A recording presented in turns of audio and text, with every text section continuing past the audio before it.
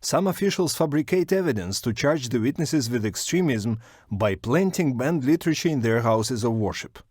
Recently, Jehovah's Witnesses in Sevastopol thwarted attempts by law enforcement officers who resorted to this tactic. Law enforcement officials arrived at the Kingdom Hall of Jehovah's Witnesses in Sevastopol on July 19, 2015, during a religious meeting. Завершалось наше богослужение, когда на территорию зала пришли сотрудники полиции. Они зачитали нам постановление суда о проведении осмотра зала и его территории, якобы для того, чтобы выявить материалы экстремистского характера. Обратила внимание случайно на сотрудника полиции.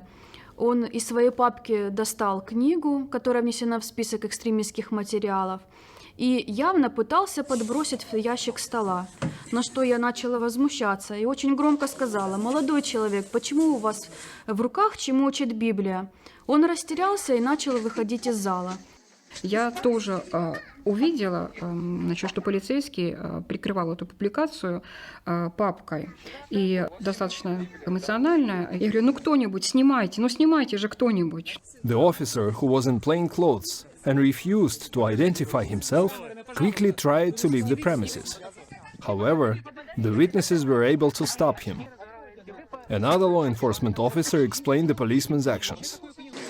Для того, чтобы, если у вас есть литература, которая внесена в федеральный список, отождествить с теми, которые реально там находятся. Для чего они здесь находятся? Для того, чтобы сравнить, если у вас есть. Это его книга. Абсурдно полагать, что для обнаружения экстремистской литературы сотруднику полиции нужно иметь такую же самую литературу при себе.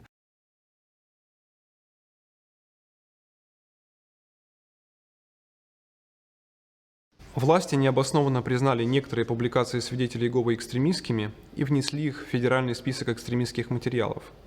Во избежание негативных последствий верующие уже давно убрали все публикации из своих богослужебных зданий. Тогда правоохранительные органы прибегли к незаконным методам для того, чтобы оправдать свои обвинения в экстремизме в адрес свидетелей Иеговы.